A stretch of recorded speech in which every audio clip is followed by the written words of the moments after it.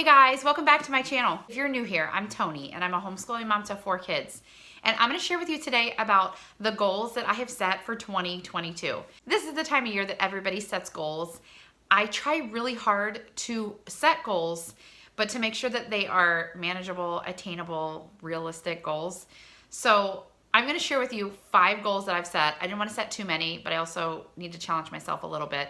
And just to try to start this year fresh and have something to work towards. So if you guys want to hear what those 5 goals are, then stay tuned. So I involved my kids in this goal setting adventure because, you know, we're a homeschool family. So my kids and myself, we do pretty much everything together. So I wanted to make sure and get their take on this too. So a lot of these involve them as well as myself. So kind of family goals. The first goal that I want to set for 2022 is something that it's always been a struggle for me to be consistent with my quiet time, with having devotions with the Lord every single day. Now, I usually, when I do it at nighttime because I'm not a morning person. So it's always been hard for me to get up and get started in the morning, but I've always wanted to. So I have set this goal before and I haven't necessarily always attained it. The part that's gonna be more of a challenge for me to really do this and stick with it is that I'm setting this goal for myself and my girls. I told them I want all the readers in the family, which are all 3 of my girls, which are 12, 10, and 8. My son is 6, so he's not in this quite yet. I want all of us, me and my girls, to make sure that we read the Bible every single day on our own before we start the school day. Now, we do Bible time in our school day, and they've always done great at that. So sometimes we're together, sometimes they do devotions on their own during the school day. But I want them to get to where it's a practice and just a routine and something that they do. And they know when they wake up, they're gonna do devotions, spend some time in the Bible, spend some time praying before they get on media, before they eat breakfast, before they get dressed, before anything else, that's how we're starting our day. And for me too, because like I said, this is not something that comes naturally to me to do in the morning, but I'm going to try so hard to make sure I'm setting the example for my girls to make sure that's something they're doing every single day too. If you're spending time in the Word, no matter what time of day it is, I really don't think it matters. God can speak to you and you can grow in your relationship with the Lord, whether it's morning or night. But to start the day off reading the Bible and praying, I think it's just gonna set the tone for I know it'll set the tone for our school day and for just our day in general, because I've done it before, I just haven't stuck with it. So that is the first goal for me and for all 3 of my girls, to do devotions every single morning. The second thing came from my early bird. This will make sense when I share this with you, and it also goes along with starting our day right. I am not a morning person. I have one daughter who is also majorly not a morning person. And we've all kind of been in this phase lately where everybody's been sleeping in. Now I'm talking like 9 o'clock, like nobody gets up before 9 o'clock. And it kind of feels like I have teenagers. Sometimes they get up even a little bit later if we're up later the night before. And so it's been hard. We haven't been starting school until sometimes 11 o'clock. And then you're finishing later, and I don't want to do that anymore.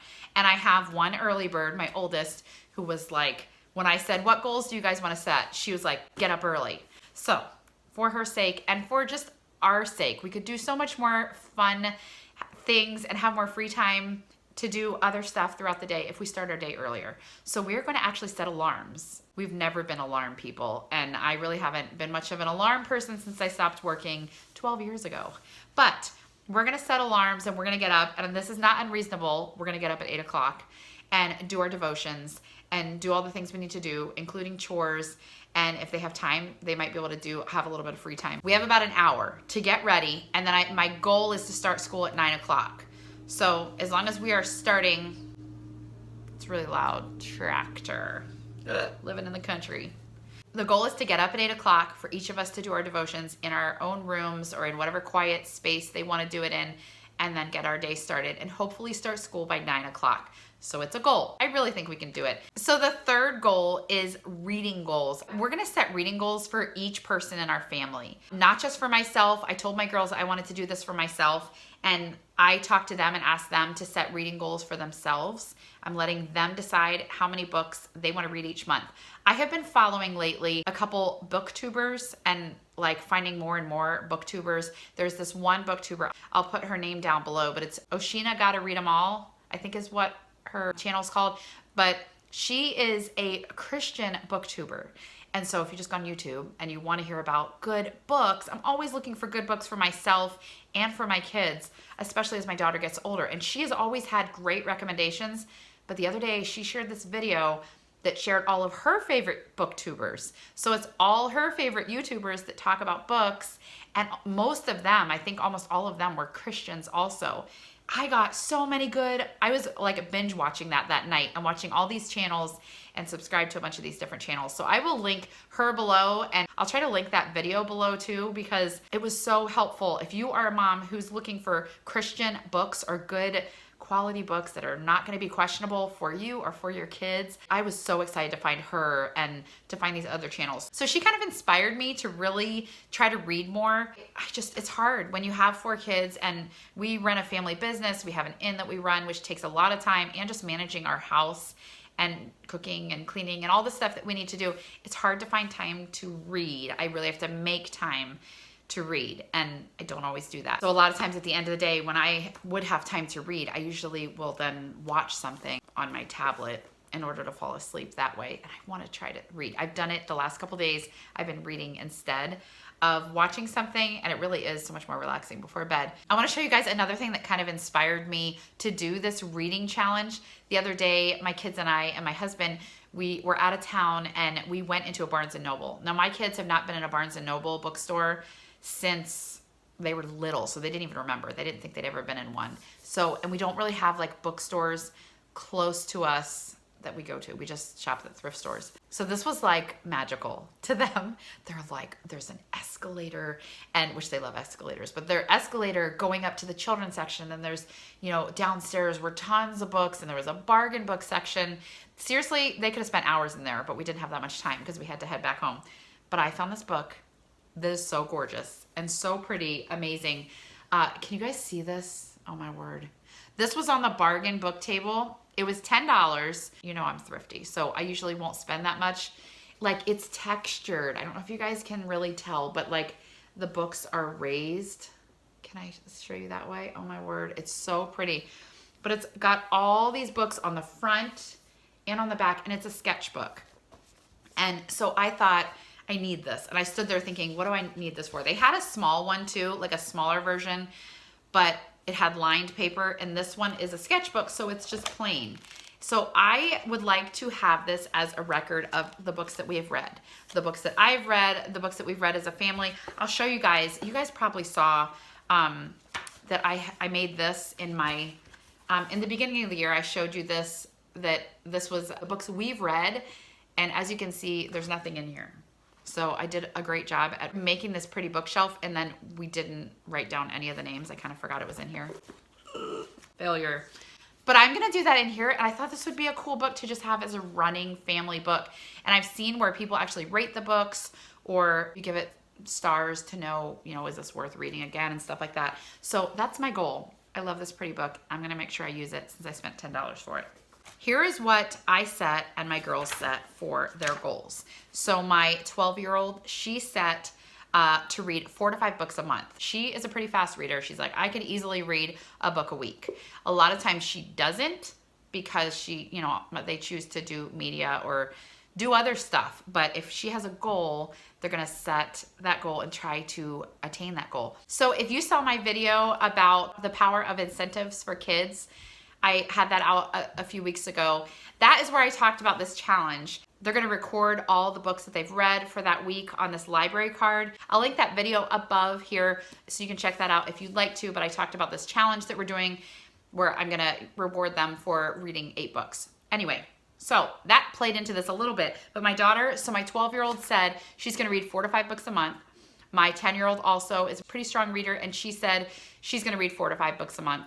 My 8-year-old is doesn't enjoy reading quite as much as the other two, and she was very intimidated by thinking about reading that many books. So I'm like, you pick, what can you read? She said 2 books a month. I'm fine with that. You know, read what you can. I want her to enjoy it and not to take the excitement and the fun and the love out of reading to make it like an assignment thing. So that's why I let them set their own goals.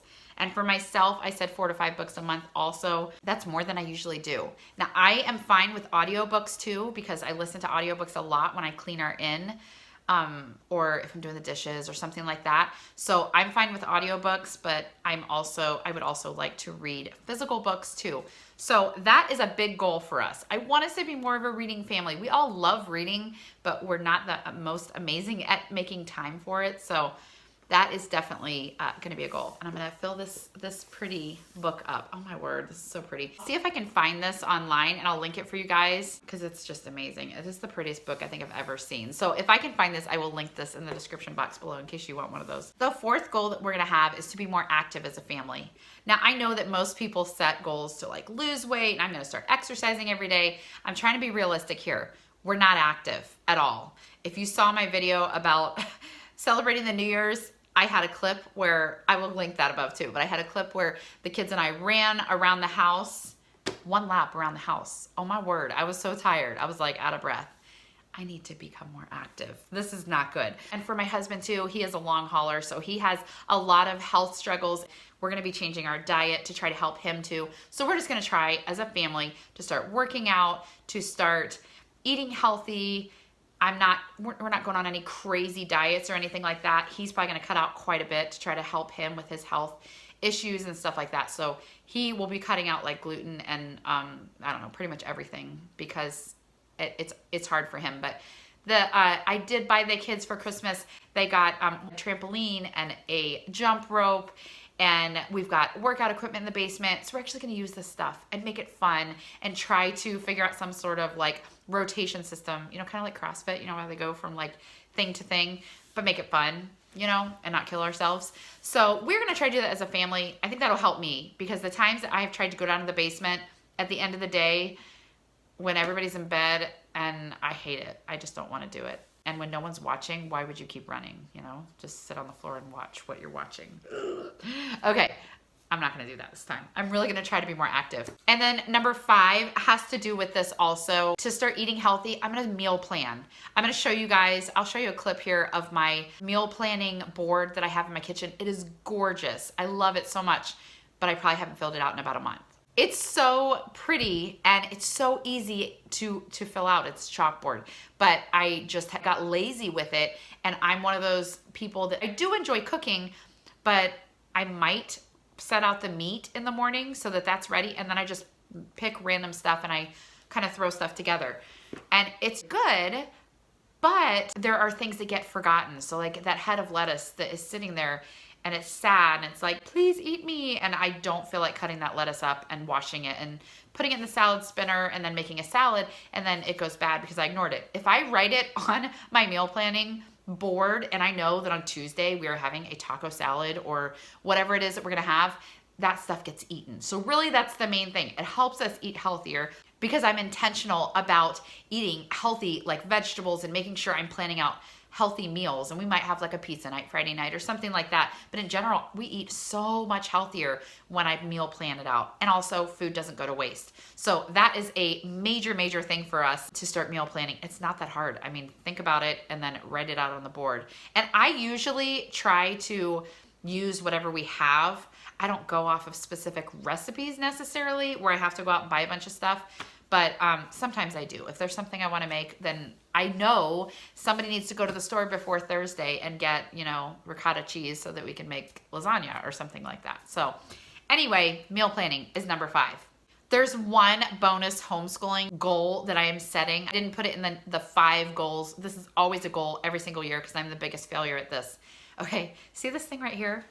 I got this at IKEA the other day.